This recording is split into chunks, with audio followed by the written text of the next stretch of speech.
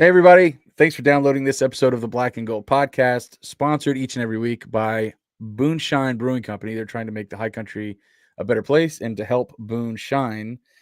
And we have a date to save, December 12th. That's a Friday at 7 p.m. It's one of our favorite traditions at Boonshine, beer and carols. On Friday, December 12th, bring your friends and family, sip on your favorite brews, and help us spread some holiday cheer. Can't wait to have you. And I can't believe it's already Christmas time, already time to start thinking about that stuff. But that's going to be a cool event at Boonshine. If those of you that are in the high country that day, that weekend, or you locals, go check it out. Friday, December 12th at 7 p.m. Um, we have a very interesting show this week, or at least tonight. We're not doing a preview. Charles was unable at the last minute to record. The world's most famous App State fan is unavailable. When that happens, it throws everything for a loop, of course. But we do have a tremendous show, a very, very special show lined up, and we have a very special guest with us. We have Sticks himself, number 97, 2005 national champion. We have Jason Hunter on the show with us, and he joins us, or joins me, I guess, by myself right now. Jason, man, it's great to have you. Thank you so much for spending your time this evening and coming on the show. Absolutely. Thanks for having me on. Yeah, and so because you are a special guest and this is a special episode, I want to make sure we thank our special guest sponsor, and that is Mountaineer Mania, 497 West King Street. It is now Christmas time, and this is the last home football game of the year. So for those of you that have not already done your Christmas shopping, now I went to Mountaineer Mania a little bit this past weekend, and it was packed. There was tons of people in there buying their Appalachian stuff, which is great. But for those of you that haven't gotten it done yet, you can go online and buy some of their stuff, or while you're in the high country, go stop in and see the wide array of gear you can get. And it's also awesome. A lot of fashionable items there that aren't necessarily just your run of the mill, just kind of athletic wear. Accessories, tumblers, tailgate stuff, hoodies, whatever you want. Very, very high end, very, very cool gear at Mountaineer Mania. And remember, part of your purchase is going to support Mountaineer Athletics. So every purchase, you can be sure that you are helping support the Mountaineers, which is great, and we thank them for sponsoring the show. But we covered this on the post game episode about how cool it was seeing so many members of the 2005 national championship in the parking lots, or I ran into you in the hotel in Boone on Friday night. It was thrilling, man. It was for fans to see it. But I want to know from you, how was your weekend reliving all this? The weekend was great. Get back up to out to see all my former teammates and coaches. How they put it together. Going to the basketball game, meeting at the alumni house, and just seeing everybody. Man, it was just great memories. It felt really good to get back up there and just be in that moment again. So usually I try to follow guys on the socials, like on Instagram, like Marcus Morel. I follow him on Instagram, and Richie and all these other guys. I haven't found where you are or anything or what's been going on with you. So when I saw you on the basketball court, I took a picture of you. I was like, that's Jason Hunter. I haven't seen Jason Hunter or seen his likeness anywhere in forever. And so I was so glad to see you. If you don't mind, just tell people that remembered watching you play and saw you win all those games, especially that first championship. What you're up to? And well, I had a pretty decent career. I played 8 years professionally. Then once I got done playing, I moved to Colorado. I was living out there for about 9 years, and then I just recently relocated and been living in Iowa. It's funny because a lot of my teammates and coaches, have been like, "Man, we've been trying to find you on Facebook and Instagram." Like, man, I don't have any social media. I'm like, man, you are a hard man to find. So I'm like, yeah. So it was kind of good that I was able to get back up there. So some of my core coaches and teammates was like, man, we've been looking for you. I'm like, man, I'm here. I'm still moving. I'm still here. I tell you what, your account would be in high demand. I tell you, if you come out there and make an appearance on Instagram or whatever, you'd get a lot of followers, for sure. Because I just didn't know. I'm like, you're looking for these guys. It's like, what are they up to? But I guess it's fine being anonymous too. I guess there's some power in that. So when is the last time you've been to Boone? The last time I've been to Boone was in 2009 for a football game, thinking against Georgia Southern. So it's Wow, and that been was a huge. 16 years. 16 Yeah, years that now. yeah, that was that, and not to nerd out or anything, but that was a butt kicking. We absolutely ripped him to shreds. I cannot believe that. So it had to have. It probably didn't even look like the same place. Oh man, it's so different. I mean, there's some places that I still recognize, but like by the stadium, like the field house, and even that parking lot, that is totally different. And, I was looking for my old dorm. I think Justice Hall was like Yeah, the big football dorm. yeah, Now that looks like some kind of metro apartment area, all nice and stuff. I'm like, wow. I mean, they really have did pretty good at app, remodeling and everything. So I'm really surprised and happy to see the growth. yeah. It had to make you a little sad that Justice wasn't there. It had to make you a little sad. Yeah, I mean, justice was a big part of history, but I'm also happy to see where it's at right now. You know Yeah, what I mean? Because right now, like seeing like Justice Hall was just known for the football house, but yeah. now it's like a really nice luxury apartment area, over there. So yeah, I mean, it's nice. I like it. These kids have no idea how good they have it. Justice. I lived there 1 year, room 211. Had that nasty carpet on the walls.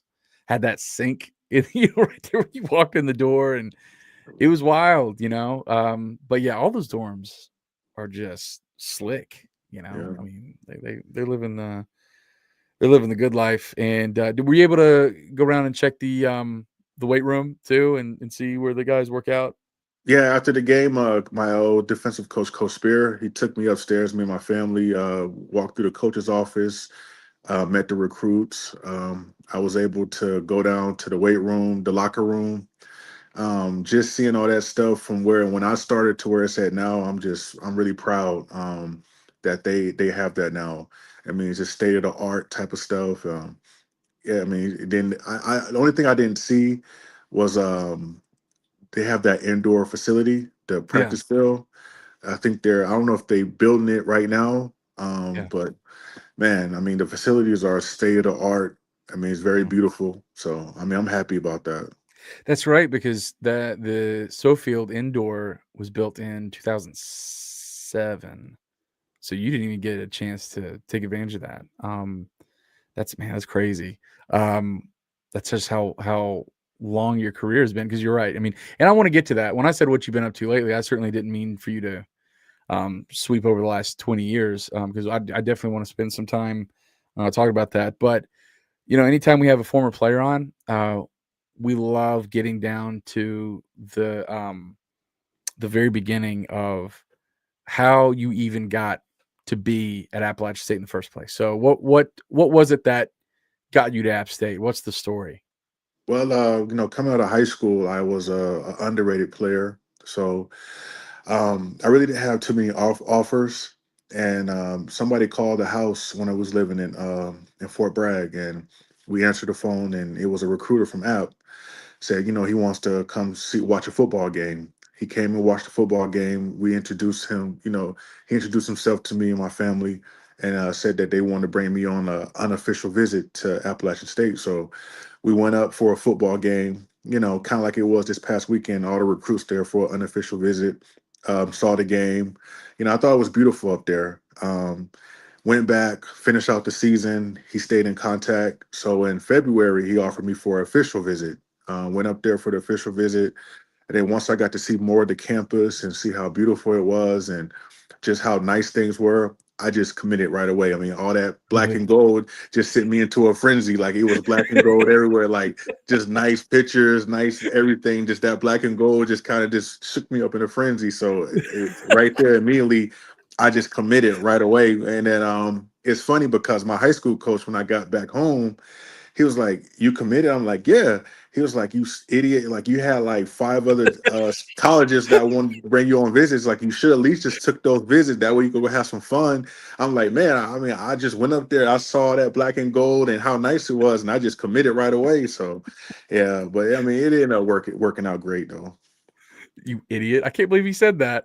Yeah, it's like kids like most kids they like going to visits to different schools, getting like the t-shirts and all the fun stuff. But I mean, I just committed. I signed the contract right away. Like, yep, I'm coming here for 4 years. Oh man.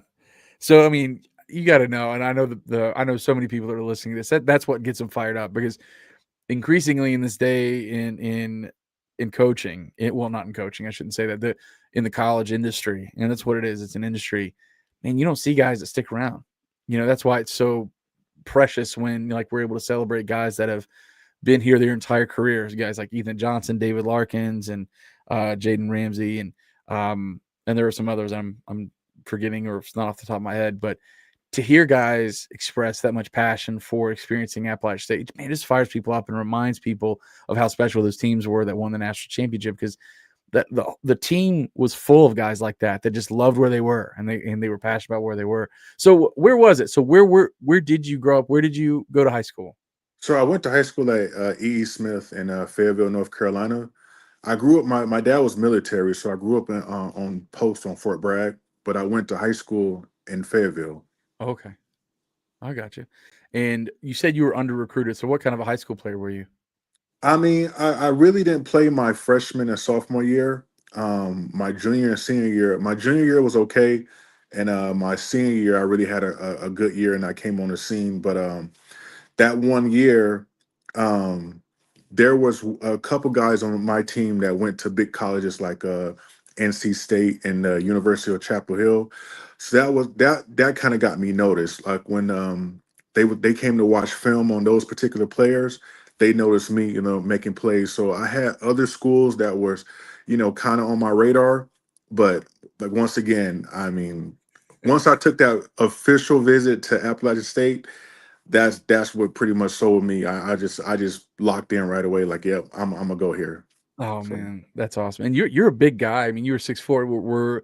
Were you always that tall in high school? Or did you grow at the very end? Like how did that well, work? that's why I got the name Sticks. When I got to Appalachian State, I was 6'2", 6'3", 100 and they said I say 190, but the coach is like bull crap.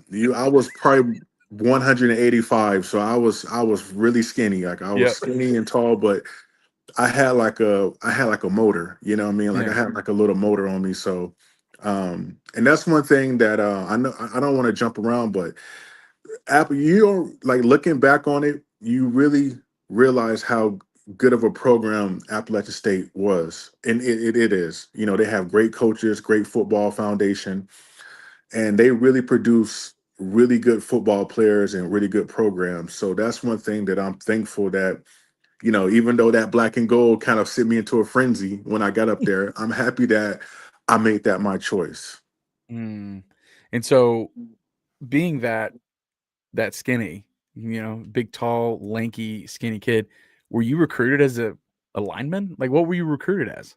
I was recruited to app as a defensive end. I think like once I got up there, they tried me at tight end, but once they Okay. saw that I couldn't catch, then they just put me at defensive end. They was like, "Oh, you're gonna go play defensive end." So Where did you play in high school? Like what position? I played both. I played tight end and defensive end in high school. Okay. I got you. Which did you like more in high school? Defensive end. You like defensive end? Just because you got the motor, it was kind of like play through the whistle. Yeah. Well, because Yeah. you just go, you don't have to think. You just go. Yeah. You just go. You just go react. So I think Appalachian has had a long history of finding guys like you that maybe how did you play your true freshman year? Did you play? I played. Yep, I played all the games my true freshman year. Okay. Um, because I know that, back before, the Sun Belt transition when we, expanded scholarships and all that stuff, a lot of times true freshmen played. And you see a lot of guys that played all 4 years. DJ Smith was a guy that played all 4 years. You played all 4 years. Armani, Pierre Banks. I mean, you actually go down the line and probably pick a lot of guys that played all 4 years. Um, because that was a selling point in a lot of respects to, hey, you're getting all these offers, but maybe you could play up here. But still, defensive end at so when you first lined up, whatever, do you remember your first game? What your first game was? My first game, I think it was a home game, and it would well at the time they consider us a small school, so I think we were Yeah, playing a smaller school, like maybe a D2 school. I'm gonna look Um, this up, by the way. I just want to see how good your memory is. I'm pulling it up right now. We're gonna find I out together. all right, but that was my first game at App. Um, it might have been against it was either at home or against Wake Forest. I can't remember, but I just Pick one. We're remember gonna see how good your memory is. Pick one. Which I'm gonna say Wake Forest. you're close. Your first. So this is 2001, right? Yep. 2001 Liberty at home. Oh, okay. Yeah, it was a home game. Okay. Yep, Yeah. Liberty. But you Yeah. were really close because the next week was Wake Forest at Wake Forest. Okay. So you So almost yeah, got it. I know. I remember it was either. I know it was one of the two, either Wake Forest or home games. But that was. I mean, that was a great experience. Being out there. I mean, because at the time we had KT Stovall, which was a great Mhm. All American player at App, and then Josh Jeffries. He was there. So I was kind of under those guys. So I was able to see some of that 99 to 2003 rich history of good defensive players with those two bookends. So I mean, I was fortunate enough to learn from them and be under them. Yeah. Now that first season, just looking at it here, it was a pretty good year. 9-4 overall, 6-2 in conference.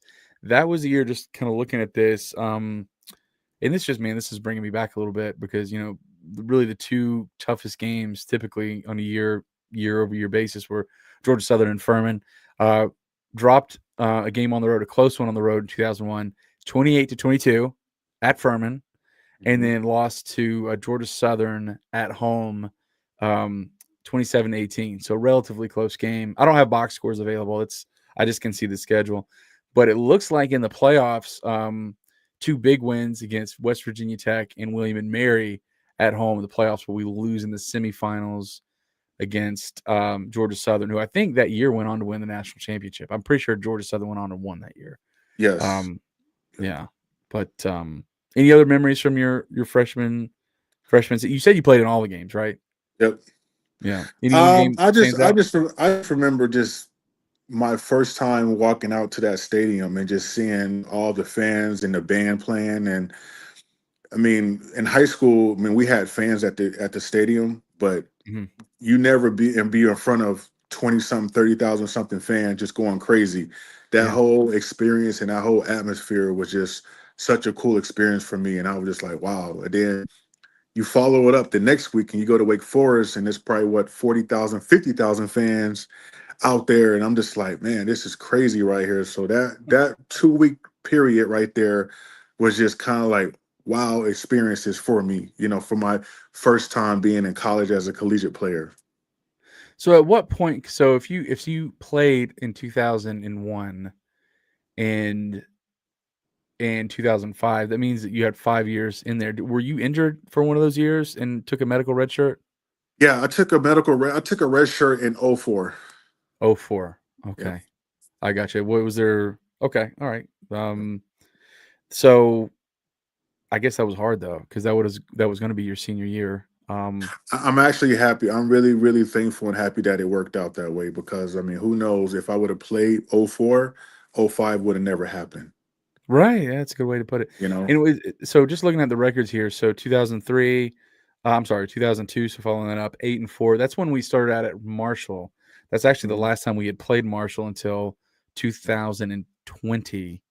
Um, 2020, that was the COVID game. I was actually at that one. That was crazy. So that we had this big long gap between playing Marshall between them. They were not in the SoCon, of course, at that time. Um, and this is an early exit in the playoffs against Maine.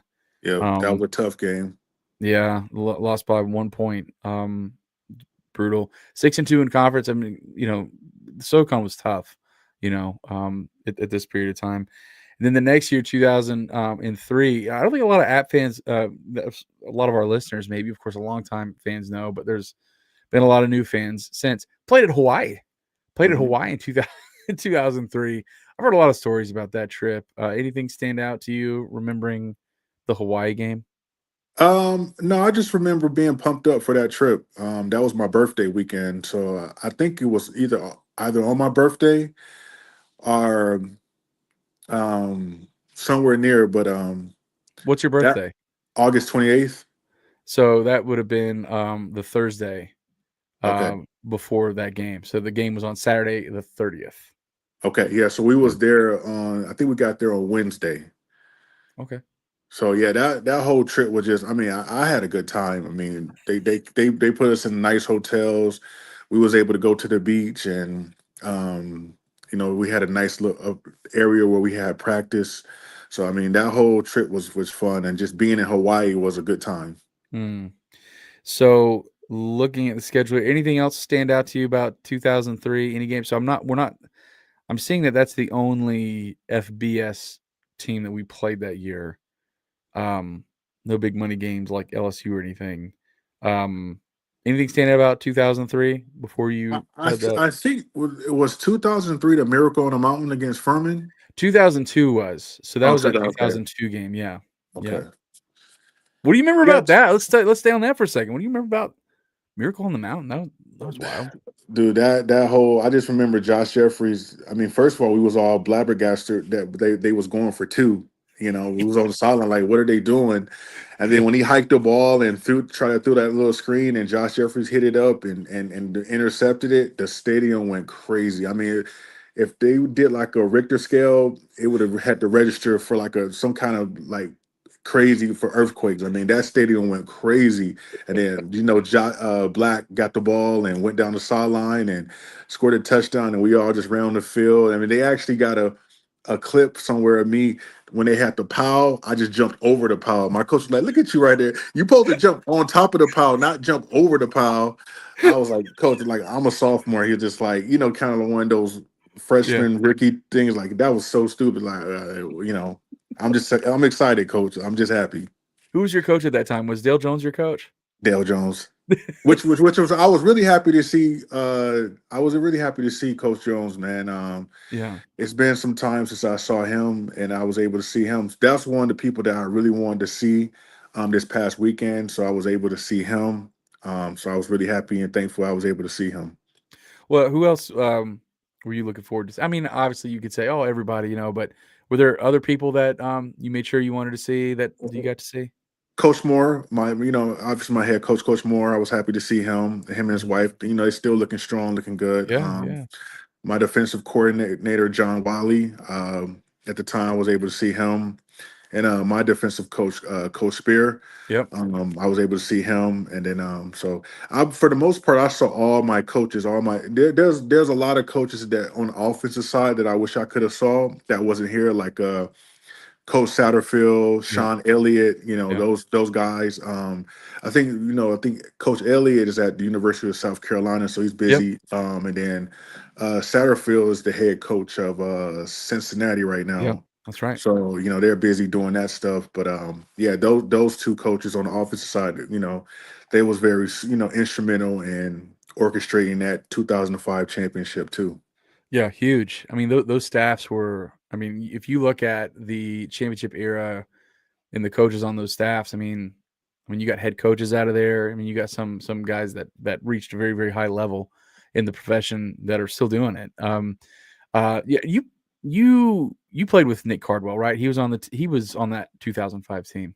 Yep. Yeah, I just saw today where he's being nominated for the Broyles Award, which is a national like top assistant coach in the nation. He's Coach Satterfield's offensive line coach. Um, Oh, okay. yeah, I That's thought that good was stuff really right there. I was yeah. wondering, somebody mentioned before that Nick was he was coaching. I didn't know he was with Satterfield, so that's good stuff right there. Yeah, no, I think I think Nick's been see he I think he followed him to Louisville. So I mean he was at Appalachian when Satterfield came back to coach. He was working with tight ends for Satterfield, and then he went to Louisville. I think as an analyst after Satterfield left, and he left Appalachian and went to Louisville, and then Coach Cardwell came back to Boone. Um, for a couple years. I can't remember how long he was here, but then he went back to Louisville, and now he's at Cincinnati. He's been with Satterfield for the majority of his coaching career. I guess that likes him. I don't know, keeps him around, I guess. That's good stuff right there. It is good stuff. But yeah, so that Miracle on the Mountain, that's obviously a huge moment in Appalachian history. Are you in that video? I feel ashamed saying this, like I should know. Were you on the field for that defense? No, No, I, you weren't. I was on the sideline. No. Okay. Okay, gotcha.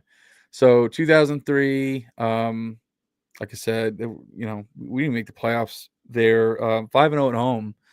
This was crazy. Is back in the day we just played 5 home games, which now the tradition is or the norm is to play 6. So didn't play 2004. Was this you don't have to talk about it if you don't want to, but was this injury related? Did you get hurt, or was it just extenuating circumstances? You had this year off and came back in 05. Yeah, I just had to take the year off for like personal reasons. Okay. Kind of clear my head, refocus, refresh, and which I'm so thankful that I was able to do that. Yeah. I can say it. I mean, it was I was ineligible academically, Okay. so I was my GPA had dropped to below a certain GPA, Yeah. so I wasn't eligible to play, which made it really hard because when I came back for the '05 season, in order for me to play, I had to take some of the hardest courses that I ever had to take, and I had to get nothing less than I had to get A's and B's for that whole summer. So I had a total of like 6 classes of some of the hardest courses that you can possibly take, and I had to get all A's and B's. If I Yeah. got anything less, then I couldn't play. So once I got a tutor that for that duration, that really helped me out tremendously because I mean, then I became a whole different sticks. Yeah. That's awesome, and I'm really glad you get to share that because this is my opinion. People like hearing about resiliency and overcoming obstacles. Obviously, you didn't plan for that, right? Mm. But that just kind of adds to the lore, right? You had this obstacle, had this thing happen, and I think you just said it a second ago. If that didn't happen, 2004 would have been your last year, and you wouldn't have been able to experience 2005. So, I don't want to elevate football to too high of a level because there are other things in life that matter more than sports. But man, you got to be glad that did happen, that you're able to be there in 05. Because without you, we're probably not winning in 2005. Yeah. I mean, just who knows what would have happened. I mean, I'm just so happy that I missed '04 Yeah. and was able to be there because it was something special about the '05. Like when my first day when I arrived, well, I was already on campus taking the summer classes, and I was just really focused at that time. Like that's when my grades were a whole lot better, and I wasn't hanging out. I was like studying and reading and all that stuff, just really applying myself. So Mm-hmm. I was like secluded, So I know that when the summer came around and we started practice, I was super ready. Like I was like, man, I've been in my dorm room just reading and studying. So now I'm just ready to freaking unleash. So when I got there, it was just such like a special feeling. Like it was just I can't describe it, but it just felt really good to be back with the team. Mm-hmm. And I could tell there was like a certain buzz around there, like the coaches and the players. It was just a certain buzz. Once we got into camp, it was just like everybody kind of flying around. The practices was really competitive, a lot of high energy, and they did a lot of things to make it fun for us. I mean, they like Coach Moore. He's one of those kind of coaches. Like he's gonna work you hard, but Mm-hmm. he's also gonna love on you. Like he's gonna do little things like maybe like in the wintertime give you like chocolate milk or you might have like a pizza night or a movie night or something like that. But you're gonna get your work in during training camp. Training camp is hard. It's 2 days, but he also is gonna do certain things to let you know, like, hey, I appreciate your hard work. So that whole camp was a really grueling camp, but it's also good because we got work on both sides of the ball. Like we made the offense better, and the offense made us better, and it was just such a special chemistry how it all panned out. Then once we got to the regular season, I think what it was because '03 and '04 wasn't really what App State level is. It was kind of going to '05 with this kind of like stigma, like, well, let's see what happens. And Yeah. it just kind of exploded and erupted, and it just kind of just kept going, from week one through the whole season. Yeah. Looking at the scores, um, in the home and away record in 2004 is very interesting because I mean you probably already know this, but um, won every home game and lost every away game, and all the away games except for so there were two away games that were not close at all. It was Wyoming, they smoked us 53-7. I think that was the App State lore is that was the first time I think we had moved to like the spread offense and like tried something different with Richie. And on the way back, Coach Moore was threatening to not play that way anymore. We're going back to the old, I formation, the power I, and Yeah. Satterfield and some other guys were like, no, we got to stick it out. So that opening University of Wyoming game, and then later in the season we played Georgia Southern. They beat us almost an identical score, 54-7. But the other three away scores are actually really close. Northwestern State 40-35, lost by 5. At Chattanooga, we lost 59-56. Not a ton of defense going on in that game. And then that's the last time we lost to Western, 30-27. So 3 one-score games. And this is something that Adam Witten had talked about on I think it was on the broadcast a couple weeks ago, which was he had just referenced the season about how you were close. You were getting there. You can kind of see flashes. You win all the home games. You lose 2 really bad ones on the road, but man, you just could see some flashes, and that kind of able to get over the hump. Of course, adding you back, focused, and 1 year older and stronger, and with a renewed focus. That just is what really rolled it over the top. Still some close games. You got to battle. Not everything's a blowout, but led to the crazy success of that 2005. And I say all that because there's a lot of our listeners that just have no context for that time. I don't mean to rehearse things to you, things you already know. But what are some, so obviously 2005's huge deal. What are some moments in that season that stick out to you the most?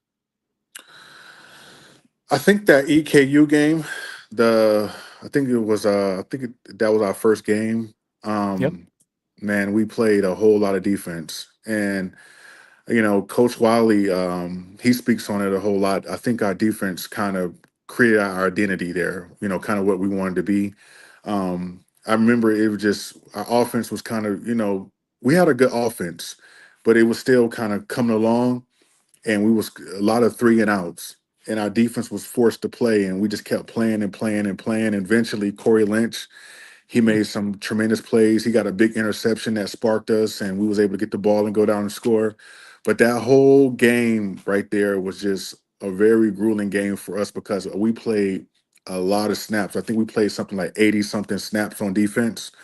And so that's a long time to be on the field. Yeah. And you pretty much being tired, but we just kept playing and playing and playing and making plays, and kind of creating our identity.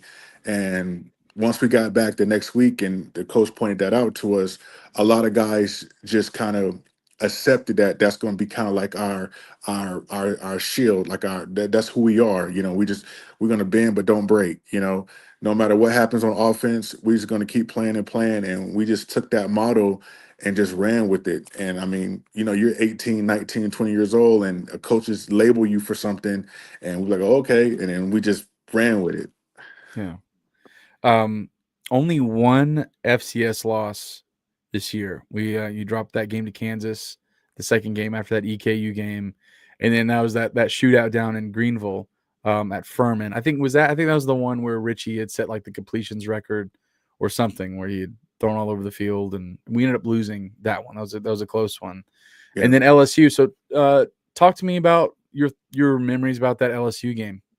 Oh man, I remember just pulling up to that stadium, that tailgate, that crowd, just how crazy it was. I mean, they were just rocking the bus, throwing stuff at the bus. Just those LSU fans are very, very passionate. I mean, great fans, but they love their Yeah. Tigers, man. So um, definitely it's like a hostile slash friendly environment. You know what I mean? Like it's hostile, obviously, because they love their Tigers, but once you get out there and you probably have some drinks, and eat some crawfish and some gator or whatever, they'd be cool with you, man.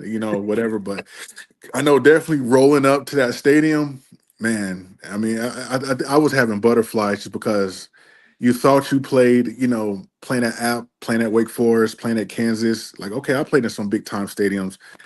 You're like, wow, this is like the cream of the crop right here, playing at Death Valley in front of 100,000 fans. How loud it was being there. Once you get down there, they got this tiger in this cage, and you coming out the locker room, and this big tiger is like right there. It's like, what the hell? This is big tiger right here. Like, what the heck is this right here? Like, damn, they gonna let him out or something like that? And then you get out there and you look at all this freaking purple and gold, and the freaking field is freaking vibrating and stuff. Like, I mean, literally, if you're on that sideline and like me and you like within this distance trying to talk to each other, we couldn't hear each other, just how Yeah. loud the stadium is. Like, you really have to shout at everything. So Yeah. that game was very difficult because our defensive coordinator, how he calls the signals, sometimes he does a signal and you can kind of hear him.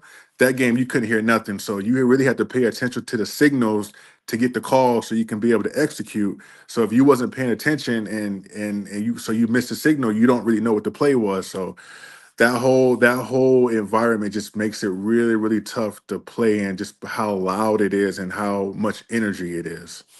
So I've always heard, of course, this was before my time at Appalachian. I've always heard that the score is 24-0, but it wasn't super representative of how well Appalachian State played. Do you have any memories of that, about how you played versus how the final score ended We up? played really. We played really hard. I mean, it was a really competitive game. I mean, I remember after the game, a lot of fans and players came up to us and gave us our props. Say, man, you guys have a really good team, and much respect to you. How hard you played, and it wasn't just from. It was just from numerous fans. Like, I think we really surprised a lot of people how hard and how competitive we played. Because at one point in that game, I think in the first half, if I forgot who it was, but if he doesn't drop a wide open pass from Richie Williams, that game is going into halftime. I think like 7-3 or 10-7, something like that. Yeah.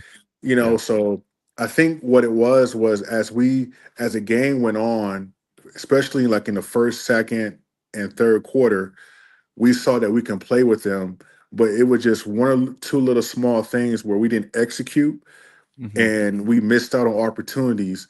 But for the most part, then by the fourth quarter, them just having so much depth, being, a big powerhouse, kind of just wore us down a little bit. So then they just kind of took over, when it got to the later quarters. But for the most part, man, we was very competitive. So I think leaving out of that game, we felt really good where we was at as a team. Yeah, we lost 24-0, but it's also the number 3 team in the country that we just battled with, and so I think we came out of there with our heads hung high and just ready to get back to our normal play, and just and that kind of set the stage, for what was later to come. That was Jamarcus Russell, wasn't it? Wasn't he the quarterback? Yeah, Jamarcus Russell, Skylar Green. Did you get a hold of Um, him? I didn't really get close. That's when they had Andrew Whitworth. Andrew Whitworth, which is an All-Pro. Shout out to Yeah. Andrew Whitworth. Yeah. He was a great tackle, man. I mean, that dude, man. When I got out there, took pictures with him after the game. Well, I was talking to him like, dude. I was like, man, this dude is like a freaking New York Tower. Is like 6'9", just towering over me, man. I mean, how big that dude was on the field. Like, I would never like I. It was two things that I learned when I went to LSU. I'd never been in a stadium with that many fans, and I never played against a human that big in my life. Like, that dude was a big human. I mean, he was huge, man. I mean, Yeah. I was what am I supposed to do with, like, what I'm saying? Like, I'm like, what am I supposed to do with this right here? I mean, I'm used to playing against like 6'3", 6'4", Yeah. 225, Yeah. Yeah. 250. This Yeah. dude was every bit of like 6'10", 6'11", 330 pounds. I'm like, damn. I'm like, man, this is a monster right here. I did not realize that was who you're going up against, Andrew Yeah, Whitworth. Andrew Whitworth, man, Oh all pro. Yeah, man, he's man. great on TV. I love him on Yeah, TV. he's a good dude. He's a Yeah, good dude. dude. He's probably legit like 6'7", 6'8". Like, he's enormous. He's He's the monster. like Yeah, Andre the Giant out there trying to get past him. yeah. So I That mean, had to. That had to have helped you the rest of the year, though. Like if you're going against Andrew Whitworth, you're not going against anybody else like Andrew Whitworth the rest of the year, though. Yeah, that gave me confidence because I mean I felt like I held my own against something. Yeah, I didn't have a lot of success like rushing the passer, but as far as like run blocking and being tough against the point of contact on run and stuff like that, I held my own. So leaving out of that game, I felt like if I could do all right against Andrew Whitworth, whoever I face after that, that's not going to be as good as Andrew Yeah. Whitworth, so I'll be okay. So I left out with a little bit of confidence. Honestly, I was happy to leave out alive in one piece. You know what I mean? Like, I mean, honestly, I'm like, man, I left out here in one piece. Like, I got all my limbs. I'm good. I'm still, ain't nothing broken. I'm good. I got everything. Like, all right, cool. Like, I'm intact. Like, all right, I'm good. You know what I mean? So, Oh man. watching film when obviously you watching film on that and like that's who I'm going against. You like, dude, you don't know how many sleepless nights I had going to LSU. Like, then obviously once you land at the airport at LSU, like my heart damn near about to bust because I'm like, man, like I gotta play against this guy. So going to the hotel, like just not being able to sleep, nervous, all that anxiety, then get to the stadium and actually see him over there and he's looking at me with this mean look. I'm like, oh my God, this dude's about to try to fucking eat me right now. Like what in the world? So yeah, Oh man. You know what's I'm just funny? We don't play those power games anymore late in the season. And I think the reason is like I don't think you don't want to go playing a team like that late in the year. If you're going to go up against Andrew Whitworth, you'd rather face him, on September 2nd than on, yeah, November 5th. yeah, yeah. I agree. Um, I mean, I don't know if I don't even know if that's why they do it, but I just know we play like those games later. Sometimes we played Georgia in November in 2013. We played Florida in November in 2010. I just know we don't do that anymore. That's gotta be some logic has to go into that, I guess. But do you think that there was a point where did having to face that elite competition, did that kind of elevate your game the rest of the year? You think in that playoff run, did I that have think any so. impact? I think so. I think it had a big impact. I think it made us feel really, good where we was at, far as how competitive we were. A lot of guys, had some big moments in that game, made some good hits. Offense made some good plays. So I think, that gave us a lot of guys confidence. Like, well, we went out here to LSU and hung tough with the number 3 team in the country. So that gave a lot of guys just that hope, that confidence, like, we can do this. And um I think the next game after that we played Western Carolina Yep. at home. Yep. And I mean, we had like a really, really, I mean, we blew them out. And then from there we just, kept going. So that game was very pivotal far as just yeah we lost but I remember in the locker room Coach Moore was just like how proud he was of how we Mm. played and how resilient we was. And a lot of and he still get calls and people today that remember that game was like, man, you guys played tough, but obviously it's overshadowed because then what 2 years later App State goes on to beat the number 3 team at the time, Michigan. So Yeah. yeah, it's been a lot of rich Appalachian history in Yeah. there. Yeah. Oh, for sure. So let's talk about this playoff run here. Now we have a very interesting mix of listeners because a lot of them are like me and Charles that went through the Southern Conference FCS where there was playoffs. Like you played a good year, you had to have a really good year. You had to either win your conference or you couldn't lose too many games, or else you're going to miss the opportunity to play in the playoffs and for a national championship. But a lot of our listeners now in this new FBS Sunbelt era, it's really just been about bowls and conference championship games, which is great. I mean, that's fine. I mean, we like that. It's good. But I don't think the newer fans, the younger fans who are now in their 30s now, so I don't want to say that they're too young. But man, when you have to win a national championship, this is why I think our three-peat is so impressive. You have to play 4 games. You have to play and win 4 games after you've already completed a full season. So in 2005, it's Lafayette, Southern Illinois, Furman, Northern Iowa. That's like that's a third of a whole new season that you're having to play to win, and that really does weed out. I mean, whoever wins the national championship is the best team because you have to win 4 games in a row. Tell me about what it's like going into this almost it is a brand new season where you're playing better teams and you're having to recoup and do it again the next week until last man standing. Well, I think the practices were a lot different. They tailor back. We start with that. They tailor back on our practices. So I remember our practices were not as intense as they normally are. So that was kind of different for me. It was a lot of coaching points and teaching points. And I think the whole mindset going into this was kind of like, man, we put together a great season. The coaches felt good where we was at. Players, we felt good schematically where we was at, and we were just gonna go out there and kind of see where we was at. And obviously, playing against Lafayette, I never heard of Lafayette before. I'm not sure a lot of my teammates or coaches heard of Lafayette before. So it was kind of one of those things. Once we got out there, we knew what we did know is we was gonna compete. We was gonna compete hard no matter what, and that's kind of what we did from the start of the playoffs.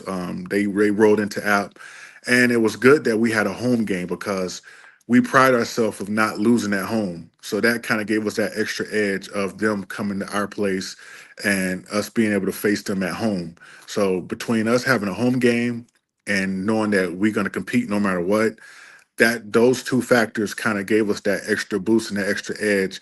Then once the game started, you just kind of let your natural athletic abilities and talent kind of take over, and you can make plays in certain spots. So, I mean, hats off to them. They was a tough team. Very resilient. Made some good plays. Tough players. And then that was, I mean, it was a tough battle. It was definitely a Yeah. tough battle.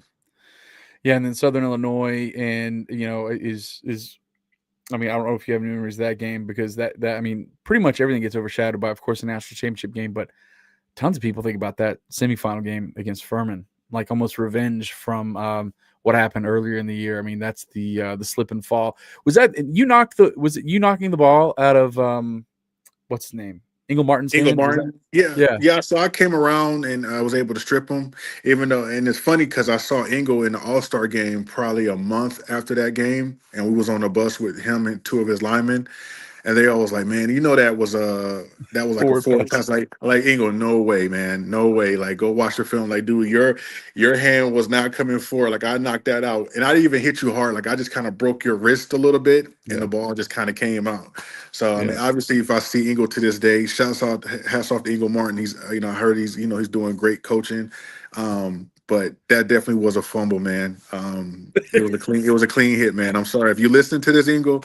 It was a clean hit, man. But a lot of people give me crap on that play because yeah, there was a great play on Ingle, but Omar Byram, who scooped the ball up. If you watch that film, I ran past all the blockers. I didn't block anybody, and the guy that if I would have blocked, um, Omar would have scored a touchdown. So I don't know if Omar's listened to this, but I want to give you a public apology, man. I am sorry. Being 20 years ago, I should have blocked for you, and you would have scored a touchdown.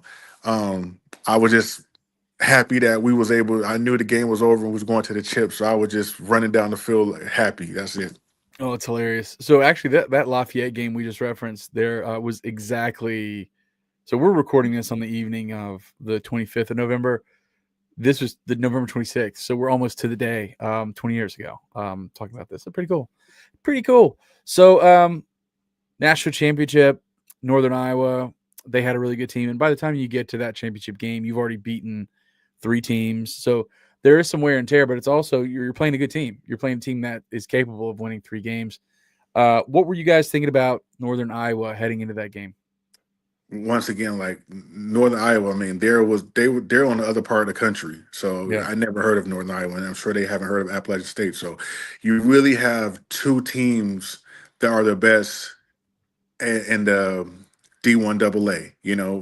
Out of all the D1 AA, these are the two best teams. So I remember that game was very competitive, man.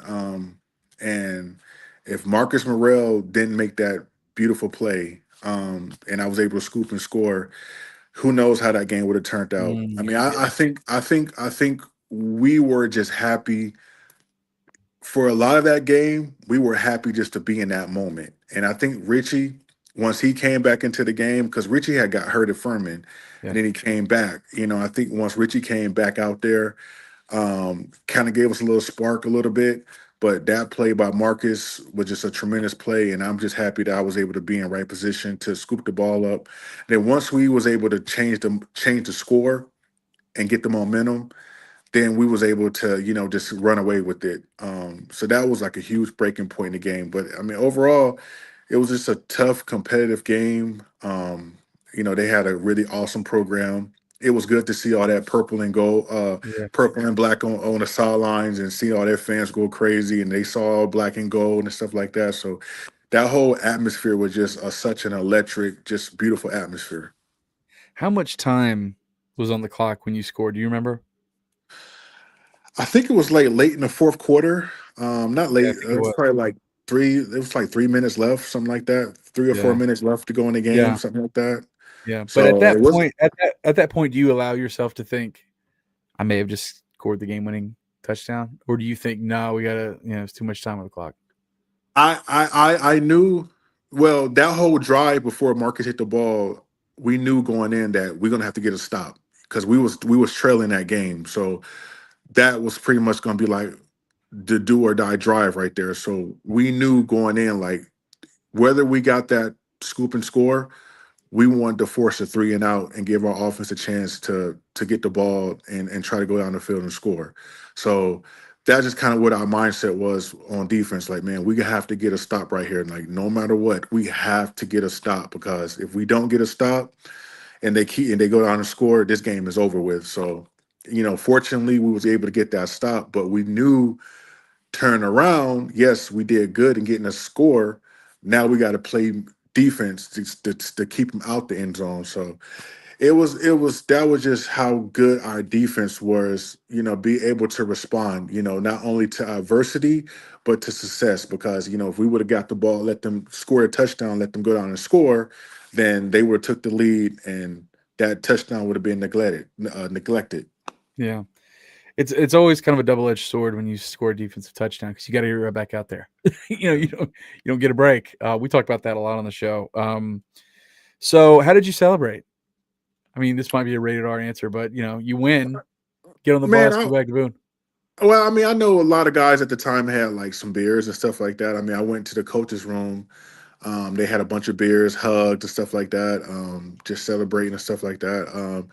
I think my mom and dad was there, so I think I just went. I wanted some food. I was like, man, just go like to McDonald's or Burger King or something. Get me like a freaking number one or something, like a combo or something like that, and with a milkshake. Like I'll be happy. You know what I mean? Like I'll be happy. You know what I mean? But yeah, it was just a lot. I mean, a lot of just we stayed the night in Chattanooga. That we didn't turn around and leave to go back to App. So we spent a night there. Yeah, We were just kind of in the room, just kind of just really happy, just talking about the yeah, game, talking about the whole season and stuff. But I remember feeling really sad because as good a moment as that felt, I just realized like my college career is over. So all like the everything that we did that season, all the away trips, all the home games, all like everything that made that season so special. I mean, yeah, it ended beautifully, but it was kind of over. But that ride was such a great ride. So I missed, you know, that the Mountaineer Walk. Right now the Mountaineer Walk, I actually went to like the route. Now it's like they spray painted with graffiti. It's kind of like these stairs with this bridge. yeah, And if you walk under there, it's like got graffiti and step all over the yeah, steps. yeah, But that used to be like an old Mountaineer Walk where we go from like the dining hall yeah, and we'll walk, and then there's fans on both sides, and they give us high fives and stuff like that. So, yeah. stuff like that, and just like the pregame, the pageantry of it. Like I knew like that stuff was over with. So yeah. So I was kind of reflecting a little bit after that championship game, like just reflecting a little bit. Man, it is so bittersweet. Even for me to see, like someone told me, or someone reminded me of a moment from 2021. I don't know if I don't know if you keep up with App or watch or whatever, remember this name, but Thomas Hennigan was a wide receiver that we had for Apps, a really good player. I think he has the all-time receptions leader or a record, and I think he has the games record. I think he's played the most games at App. Anyway, he scores in his last home game in his college career. He scores against Georgia Southern. We're beating their brains in, and he scores in that north end zone. And he drops the ball and he bows to the crowd as like a way to, this is it. He played all his time and he was able to have a moment. Not everybody gets to score a touchdown and bow to the crowd, right? Yeah. But just cool moments that you get knowing that, this is it. Like, this is cool. I'm grateful for it. But it's ending. It's kind of over. But your career didn't end. You continued obviously playing. You weren't drafted though. So talk about what it was like being, because here's the other thing too. I want to add this in for context. I actually went back and watched recently, kind of skimmed through, didn't watch all 2.5 hours of it, but the broadcast, the App State Northern Illinois broadcast. And it's funny to hear announcers talk about players back then. It's almost like they've already it's a preconceived kind of like, yeah, we know that he can't play in this style in the future.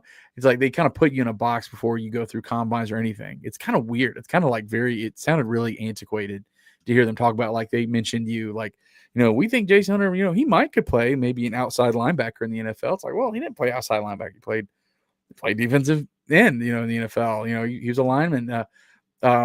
It just sounds it was kind of hokey, but what was it like being you're obviously the big fish in the small pond at Appalachia State as far as your talent and your playing there in the SoCon, but you want to play in the NFL. What was it like after the Chattanooga game and how you handled that, how you prepared for it? It was such a cool experience. Well, you had 4 or 5 teams that called out and talked to the coaches and say, hey, we're going to come down for a pro day. And a pro day, for the fans out there, is basically you have NFL teams come to the stadium and watch you work out. You do like the bench press, the 40-yard dash. So, at the bigger schools, they have like 30, pretty much all 32 representative teams there. I had probably 4 or 5. I say 4 or 5. It might have been more, but that's kind of what I remember. And the Green Bay Packers was one of the teams there, and they just put you. And it was kind of just me out there working out. My coaches at the time were on the field, kind of just standing by, watching everything, and they just put you through a couple drills. Do a 40-yard dash, stuff like that. And I remember after doing that, they came over and talked with me and said, "Hey, we'll be in touch." I left that pro day, and my agent actually got me into the Duke University's pro day, where there's a ton of scouts and more athletes, more everything. And I remember I stood out at that pro day, when it was so it wasn't my school, it was a different school that I'm not affiliated with, and more scouts there, and I was able to go there and participate. And once I was able to do that and stand out, that's kind of gave me like a little buzz, because it was like, well, you're competing against these Duke University, D1 players, and you're getting recognition. So that kind of gave me that extra boost right there.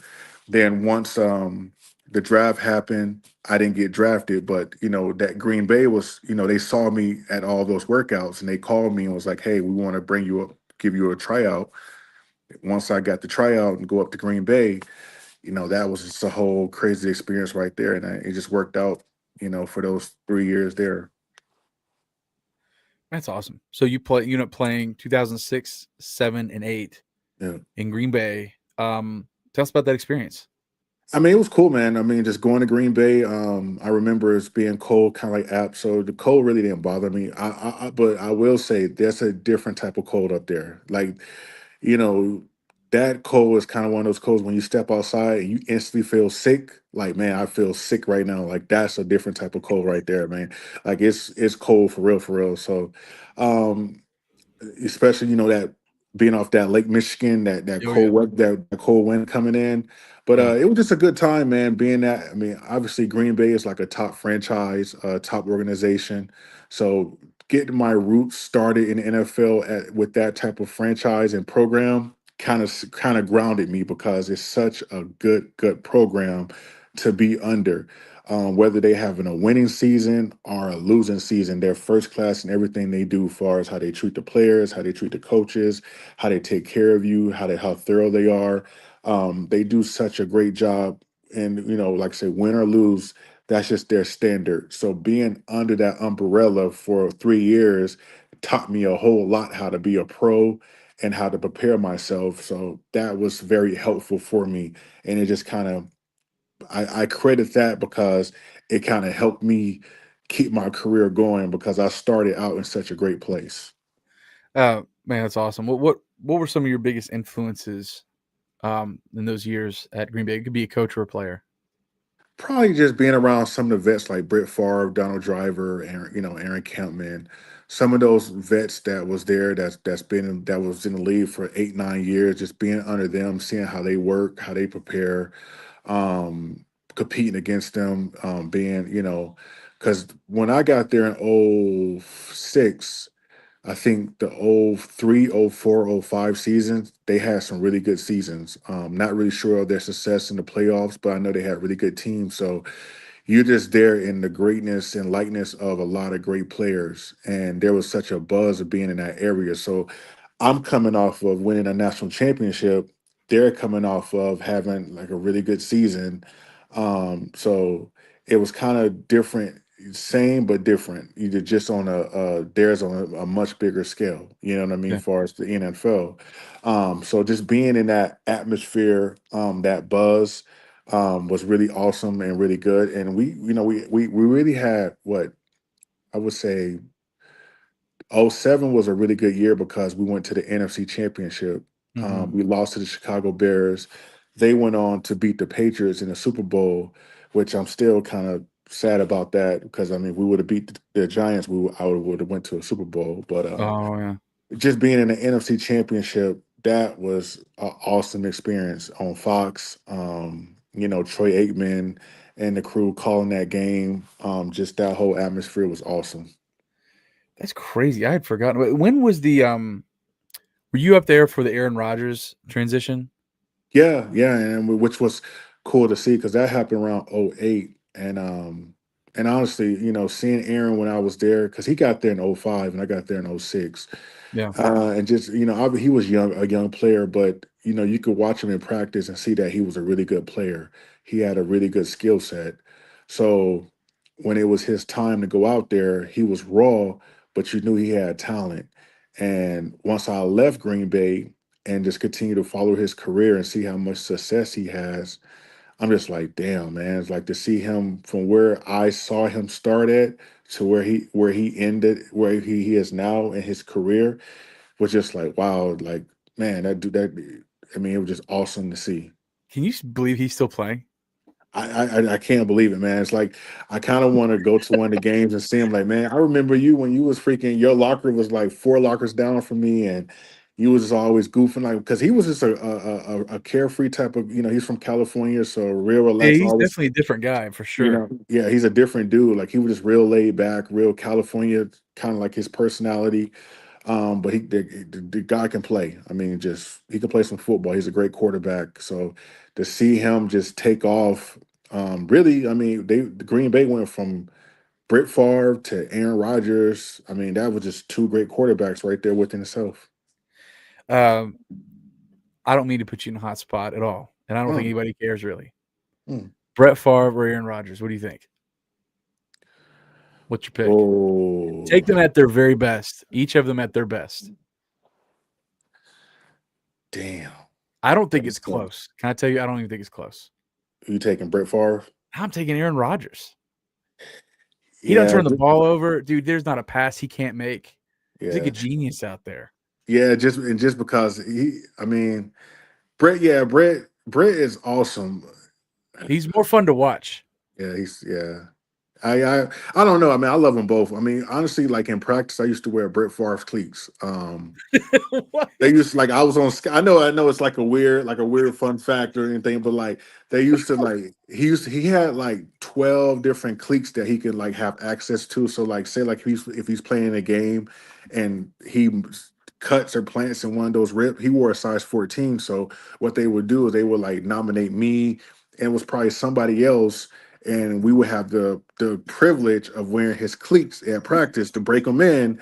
So they know I wasn't gonna play. You know what I mean? Like I'm not gonna play. So they was like, "Hey, you're gonna wear Brett Favre's cleats all week during practice. That way they're nice and broken in. So that way, if he needs a pair right away." You know what I mean? Like he can slip into these and not be a brand new pair. So, that's kind of like one of my Ricky moments. Like I was nominated, for that duty to do that. So I did that for I think 2 years straight, and he Yeah. ended up signing, a couple pairs for me, for me doing that. Really? So I mean, I guess it worked out. It worked out. So that was cool right there. That's how. I guess I just imagine like Brett Favre's like obviously he's a great athlete, right? I would imagine he's like 6'1", athletic No, dude. He wears 14. How tall is he? I think Britt's like 6'4". He is? He's that Yeah, big? I think he's like 6'4", 6'3", 6'4". Yeah. 14 is a huge foot. It's crazy because okay, so I'll tell you a quick story. I don't know how much time we got, but No, dude, we it's all you. It's all you sticks. we my first day arriving to Green Bay, I went to the facilities not knowing nothing. So I'm kind of like, not a lot of players was there. So I'm walking around looking at everything. So I saw one of the coaches. He was like, "Hey, Hunter, just go change out your clothes real quick. We're waiting till all the players get here, and just going like, So I'm going around. So I went in the weight room. I said, you know what? I'll just go get like a little light stretch because I'm not sure what we have that day. So I go in the weight room, kind of the weight room. It's beautiful, state of the art. So I'm just kind of soaking it all in. So there's nobody in there. So I just go find like this mat area and I go start stretching. When I walk to this mat area, I see this old guy with this gray beard, and I'm just like, man, who the heck is this old guy doing? What's he doing up in here? So I just plop down. The head trainer of the weight room comes in and was like, he introduced himself to me, and then he went over to this old guy that I thought and was like, "Hey, Brett, you ready to go?" I'm just like, yo, this is freaking Brett Favre right here. And I'm just like, then he just kind of looked at me with this like side eye, like this warm shit rookie. Like who this guy think he is? Like, kind of like questioning me right here. I'm just like, that was kind of like my welcome to the NFL. It's like, this is like the legend, the GOAT right here. This is Yeah, yeah. freaking Brett Favre right here. You know what I mean? So So that if you're was going crazy. head to head, if you're going head to head with relatively equal offenses, right? Let's not compare one has their offense versus the other, but going head to head, Brett Favre is playing against Aaron Rodgers. I think just hearing you talk a little bit, I think you got a soft spot for Brett Favre. You know what, man?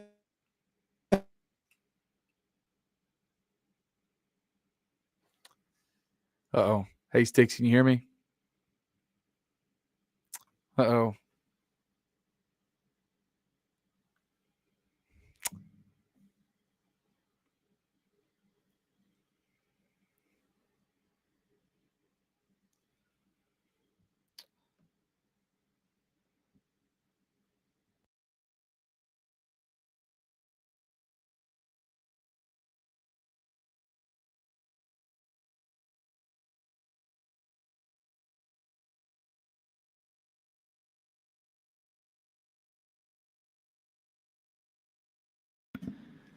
Okay, so what I think just happened is I think maybe I think Stick's phone died. I think that's what happened.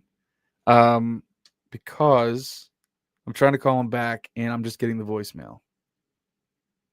Let's see here. Let's try one more time.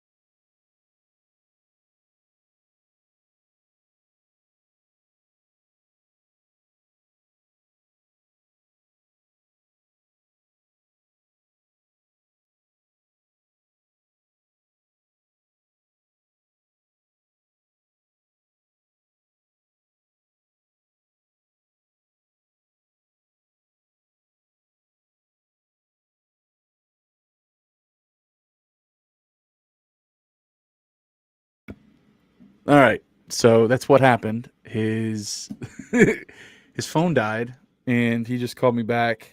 I think he's got it on a charger now. He's gonna he's gonna bring he's gonna come back on here. But I had a feeling that's what happened. Sometimes you get caught up in the stories, and you don't pay attention to the battery signal. That's why we use laptops. Plugged up to chargers. Battery doesn't die. Can't guarantee the internet's gonna work. Oh, here we go. Sorry about that.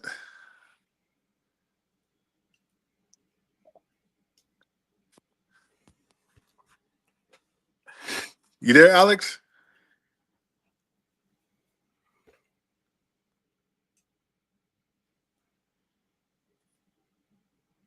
It's thinking about it. Okay.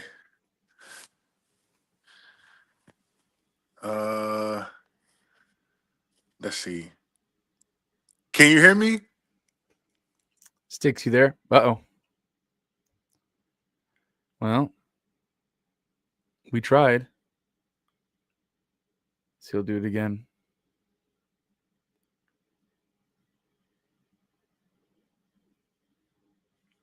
Uh-oh, here we go.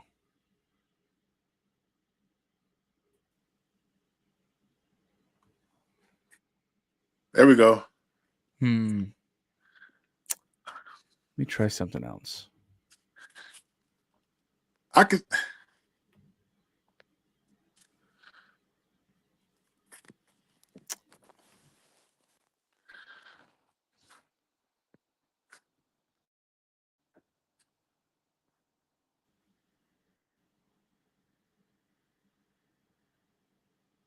All right, can you hear me? I can hear you. Uh-oh. There we go. Hold on a second. Let's make sure. Let's make sure we're back on. Because I think my internet was acting kind of weird too. Okay. All right. We good? We're good. Okay, so what had happened, the last thing I said was I said that I think you have a soft spot for Brett Favre. Yeah, man. Brett Favre, man. I have such a great relationship with him. From wearing his cleats, obviously being a freshman or a rookie, for 2 years, and just how close I was able to get to him because both him and Aaron Rodgers' locker was like 4 or 5 lockers down from me, so I was able to be in their presence, quite often. Once I was able to make the 53-man roster, um, and just seeing how he interacting with him every day. A lot of times I would get in trouble because when I was a rookie, I would, have this all this energy trying to make the team and impress the coaches. And I remember one time I hit his thumb, and when Brett Favre went like this, the whole freaking practice just freaking gasped. Like somebody came to me like, dude, if you would have hurt Brett Favre, you would have been freaking, you would have been like out of here, like out of Green Bay, like so freaking fast. So like rule is don't get near number 4. Like don't come close to him. I don't care what you're trying to do, trying to make the team. Keep that somewhere else. Don't get nowhere near Brett Favre. So that scared me because like I got my ass ripped. I mean, they ripped my ass like Was freak. that your first year or second year? That was my first year. I mean, I obviously like I'm on a scout team, so I'm trying to impress Yeah. the coaches, and obviously the vets. They're like, man, we're not really taking you serious because we're just trying to out here trying to like get through the day, whatever. But I'm out there trying to like work some freaking Dwight Freeney, fucking Reggie White pass rush. You know what I mean? And when I got close to Brett Favre and he went like this, hit his hand. The whole practice just like gas because they thought he was actually hurt, like he broke his thumb because he hit his hand on my helmet, and I'm just Yeah. like, man, like, Did he say anything needless- to you? nah, he just kind of like laughed it off. Like Brett Favre laughed it off, but everybody else didn't laugh it off because they knew like if he would have got hurt. And then there's another story that I have real quick about Brett Favre.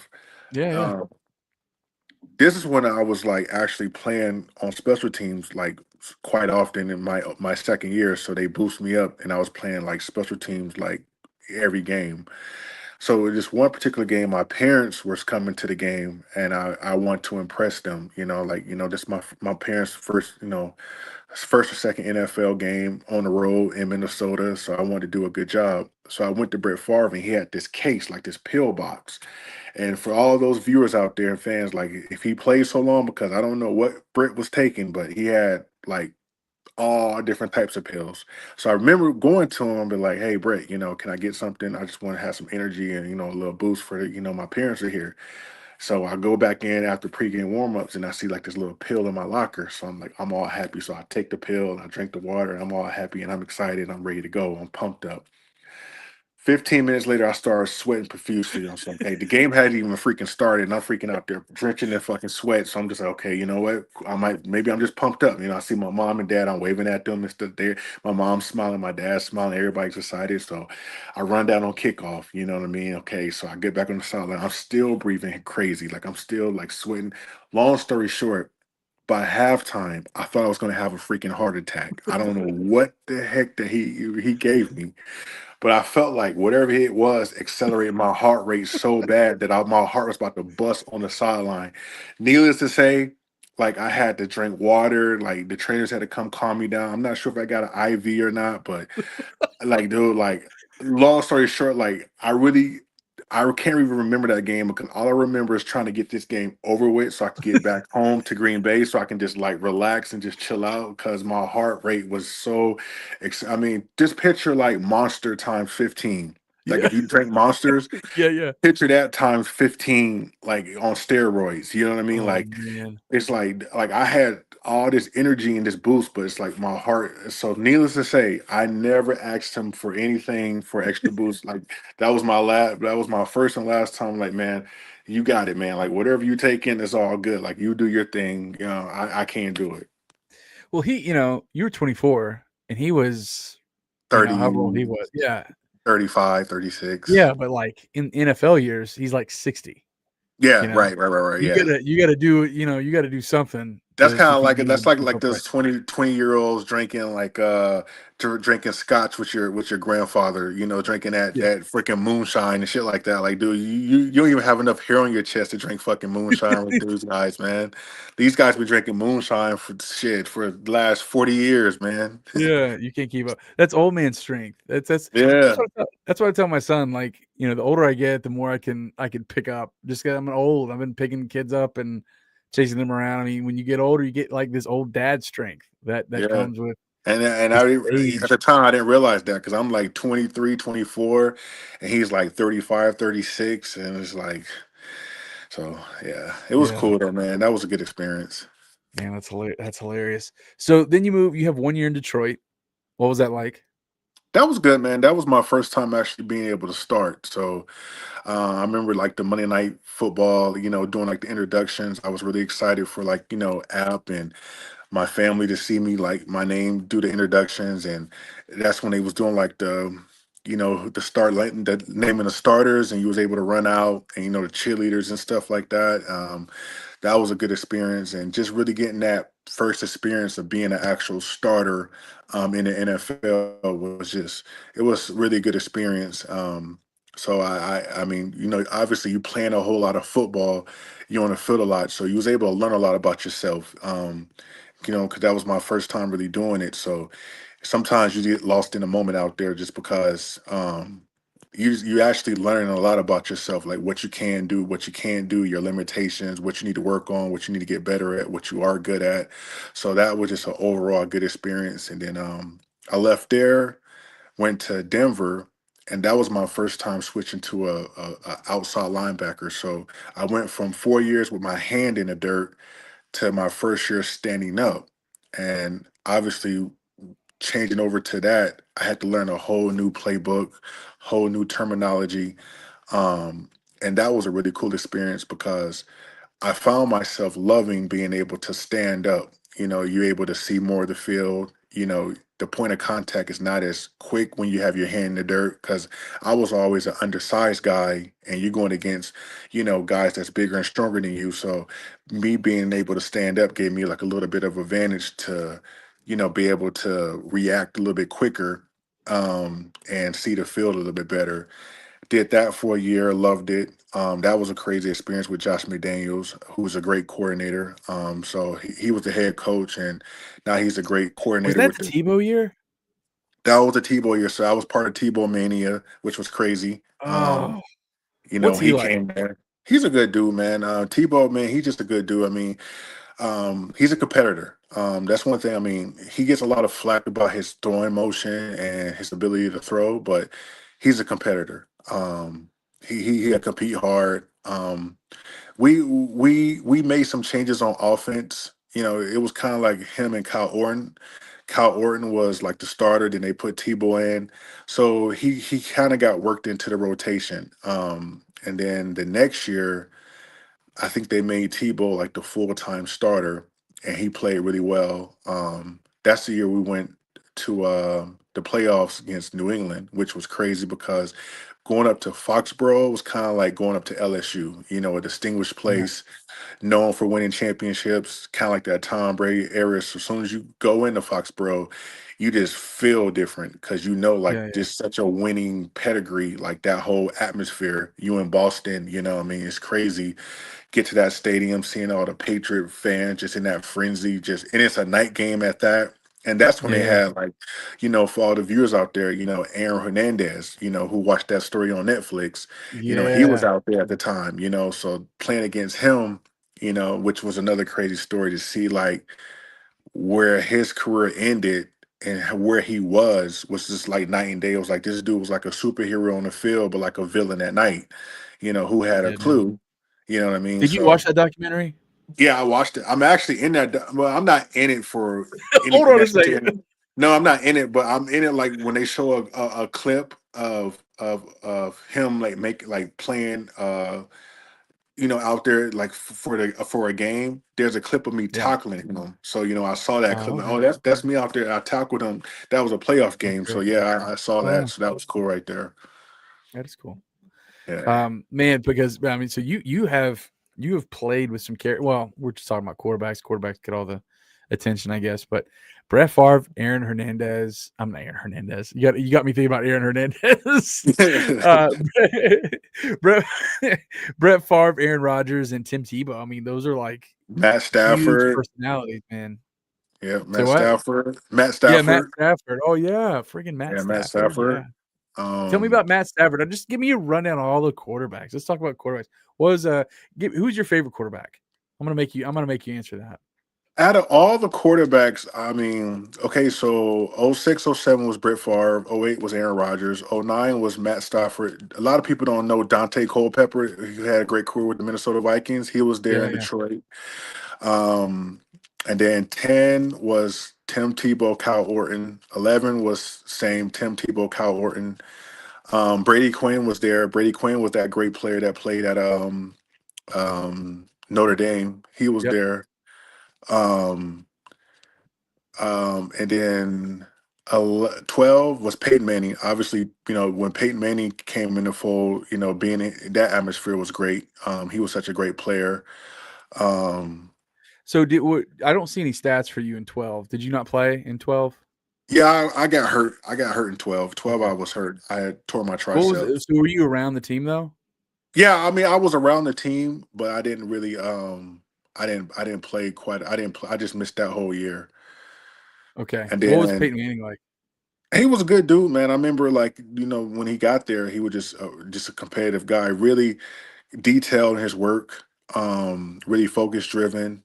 Kind of what made him great, in Indianapolis. When he got to Denver, he did the same exact thing, just really efficient, smart, and everything what he did. So yeah, he's a great player. But then you go from like you're in Denver for 2 years, and then you go to like the arch rival, the Yeah, Raiders. What was that like? totally different. Just wild. Like you went from the Wild West to like the wild, just crazy West. Like it was. You went from like, I mean, obviously Colorado's like the Wild West, but like you go out to Oakland, that's like the wild West. Just freaking Raider Nation, just crazy. And that's when they play at the old Coliseum. So, and Yep. obviously it's a crazy how that whole transition happened because I was actually injured in 12. So when I became a free agent in March, I was still doing treatment in Denver.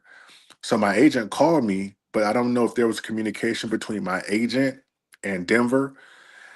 He called me and was like, "Hey, we putting you on a flight to California." As I was getting ready to go catch my flight, Denver was calling me and was like, "Hey, Jason, you missed your treatment time. Are you going to be here at 11:30?" I'm like, no. Have you talked to my agent?" They was like, "No, like I'm on a plane going to Oakland." Like, "Oakland? Why are you going to Oakland?" Uh, Maybe got to call my agent. And then I hung up. Well, I got out to Oakland. They did a physical on me, signed the contract. I came back and I was like, "Hey, I'm not gonna be at treatment no more." They like, "Why?" Like, "I'm an Oakland Raider." They was like, "You was supposed to come to treatment on Monday. Now you're a Oakland Raider." I'm like, "I'm sorry." So that whole experience was just freaking crazy, man. That was I just a mean, what do whole you think thing. about that? So that I obviously know that there's like it's probably in your best interest to not get feeling. This is what I've kind of gleaned from just kind of watching athletes talk, because obviously I've not been involved in any of this. But I think maybe there's opportunities for like teams to take advantage of players if they're negotiating with players and not like an agent. And feelings can get hurt because they could say things like, "Well, he wasn't as productive last year." You don't want to say that necessarily to a player. It's better maybe to do that to an agent and a third party. That's their job, is to hear things like that and to negotiate or whatever. But when a situation like that happens, do you think like, "Oh wow, I guess I would have liked to have stayed at Denver," or are you such a professional at that point? You're like, "Hey man, sorry, you were late. I'm in You Oakland." know, I didn't really like how that whole situation went down. I wish there was more Yeah, communication. I wish there was time for me to, first of all, clear it with the trainers, like, "Hey, this is what we're going to do." That whole situation just kind of happened so fast. It was like you get a call, you get a plane ticket, you go out to California, you go meet with a team. They and like you you. signed while you're out there. You sign while you up there. You fly back Oh, all within like a 9 hour period. You went from being a Denver Bronco to now you're an Oakland Raider within a 9 hour period. And it's not a wow. whole lot of communication where it's like, "Hey, let's sit down and talk and see if we can negotiate anything or work out Did they anything." want to sign? Did Denver want to sign you again? Is that what they said? They're like, "Well, I why would think you I do that?" think I think what it was there was some other guys that Denver was looking at, and Oh, they okay. they definitely wanted to sign me, but at the time it was a 2 year deal, and Oakland was offering a 1 year deal. So I can't remember, but I think we end up going with the 1 year deal and being able to be a starter, because if I would have stayed in Denver, I would have been a rotational guy Yeah, versus going out to Oakland and having a chance to start. And but they knew I wasn't 100% healthy, but at that time they was just so like in need of building a team. They like enough what they saw of me to give me a yeah. chance. So God, that's crazy. I remember one of my good friends played safety at Appalachian in the teens, and he Alex Gray, and I remember you I mean, so such a similar story to you. I mean, played Appalachian his whole career, played for some really good teams, had great memories, and this kind of rah like mountaineer to the court, that kind of thing. He gets to the NFL, and I remember him telling me that he was in Buccaneers camp. And he's like, "Man, there's no rah in the NFL. Like it's like dog eat dog. Like it's professional, and nobody's yeah, there like for the warm and fuzzies and like let's play the fight song and all get pumped up. It's like no, it's a business. Like it's a job. business. And Yeah. yeah, and That's in a that hard, way, and that's a it's hard, not as and that's a hard. I'm sorry to interrupt you, but that's a hard transition.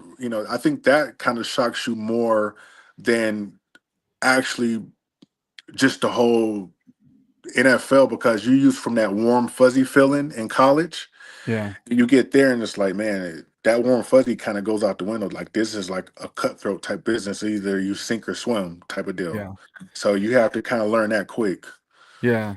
And in that way, so like I look at it this way.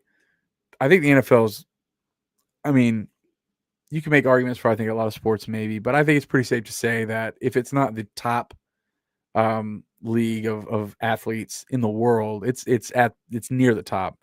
So you get the benefit of seeing these professionals being great. Like the NFL playoffs to me, it's like the best quality playoffs. Like it's the best athletes, the best players. I mean, you can't match it in terms of quality of play, but it doesn't have the same juice and the same like blood, sweat, and tears as like true college football. I You know, agree. it's just different. Now the quality of the football is not as good, but like the heart, the tears, the pain, and the The whatever. pageantry, like that soul. Yeah, that's exactly Yeah. right. That And home like, cooking, that good home cooking. that's exactly right. And That good home cooking. and so like you can appreciate both. And I think that at the core, I think for those that really love the sport of football and watch college and watch the pros, I think that's why people are starting to hate college football turning into the NFL. Like we had, and it'll never be the NFL. They can try to make it the NFL. It's just never going to be. It can't be. I mean, the NFL is, it's too much of a elite top talent for anything else to be the NFL. But I mean, we've had guys on this show, like players that have recently graduated or on the roster this year, that have said like, yeah, me and my agents, we looked at Appalachian. I'm like, agents, like plural agents, looking at a school, and I know these guys aren't making I'm not saying they're not making like money that's helping them. I know they're not making a ton of money, but like you have multiple agents in Yeah. college to play at a Yeah. mid-major, like that's crazy talk. Yeah. I mean, I think with the landscape of college football, with like the NIL and all that stuff, you have guys that have agents, and so Yeah, much everybody. freaking money that's involved to where it's kind of like free agency every year though. It's like you go to app, you don't like it, you just hit the portal. I'm gonna be a free agent and go somewhere else. So it makes it very difficult to build like that camaraderie, because if you're recruiting a guy and you spend all this time recruiting him, who knows if he's gonna be here for 1 year, make it through the season. So it just makes it really difficult for coaches to kind of coach. So I think that's kind of just Portal changed the whole guys live. landscape.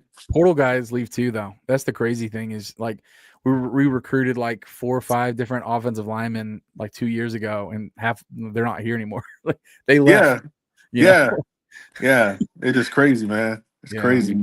but do you have we're gonna wrap up here, man. This has been so much fun talking to you and you sharing your story. Do you have a favorite NFL team now that you watch? No, man. Honestly, man, I just like turning on the TV on Sundays, man, and just kind of just watching all the games, man. You're not gravitating a little bit toward like Green Bay or Denver? No, um, well, growing up, you would think I would be a Panther fan. I mean, obviously they're having a great year this year, so I'm happy that they have some success. But really, I just like watching all the games, man. I'm a fan of football. Saturdays I like turning on like the 11 o'clock games and watching all of them. Then get through those. Sunday morning, waking up, watching like the kickoff, and then seeing what games I can catch or stream. So I'm just a fan of football, man. I love watching them all. Do you keep up with Appalachian football? You know what? I have not. I'll be honest.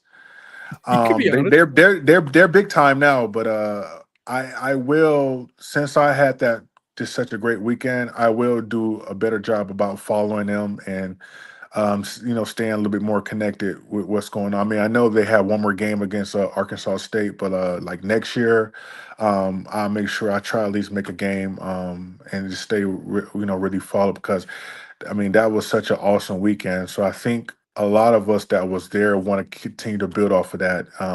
Staying in touch, staying in network with the program, stuff like that. So Get ESPN Plus, man. Watch the games. yeah, I Stream mean, them. I'll check them out when they're online. I see them. I say, okay, app's playing such and such. But like actually just following like every single game, like Yeah. learning some of the players and Mhm. stuff like that. Yeah. Shout out to that head coach, man. Their head coach they have now, man, great dude, man. I met him this past weekend. He's a great dude. Has some NFL experience for a lot of Yep. Chris years, Walker. man. Yep. Yeah, so I was able to shake his hand and talk a little football with him, man. So he's a great dude, man. Shout out to him. Yeah, that's awesome. Well, I'm glad he treated you well. I'm glad. I assume that he probably greeted a lot of the 2005 players like that. He made some really great comments about that I was really happy to hear. It's always encouraging because I'll speak for Charles, although Charles isn't here. We just care so much about the history, because if you don't care about it, if you don't treat it like it's important, then it'll kind of fade away. But in 20 more years, when it's the 40th anniversary of that 2005. Like, that's why you got to cherish important things when they happen and remember them, because there's a reason why they were important, and you gotta hold on to those traditions to make these teams great too, and to strive for something like you guys did. So, man, this was great, Sticks. Thank you so much. I don't think there's gonna be a lot of people that watched you play that had no idea, like, the details of these stories and in your journey, that I know is going to mean a lot. And I hope a lot of our younger listeners that didn't get to catch that whole stretch of the Richie and Armonte, championship years, I hope they can appreciate, you're one of the founding fathers of that core group, that led the way, that paved the way. So, man, I'm glad I got to meet you. I'm glad I ran into you in the hotel. I appreciate your time, and this was awesome. I hope we keep in touch. Yeah, man, and it was an honor. Thank you for having me on your show, man. It's an honor to be on your show. You have a great show, great podcast, man. And if you need me in the future, man, I would love to be on the show again, man. But shout out to you, man, for what you're doing a great job, and thank you so much. Next time I'm in Iowa, I'm gonna stop in. I'm gonna crash on the couch. Okay. All right, man. That's the plan, man. Give me a call, man. Let me know. All right. Well, stick around here for a second, Sticks. I'm gonna wrap up the show, and we'll send it away. And for the people that have listened this far, as far as our preview episode for the Arkansas State game, sometimes schedules get thrown way out of whack. We've been fortunate in football season and not have too many road bumps, but we'll see about whenever that next episode can come out. But for now, we definitely wanted to get this episode off with Sticks here, and really, really happy we did. So thank you for downloading this episode of the Black and Gold Podcast. And until next time, go Apps. Go out.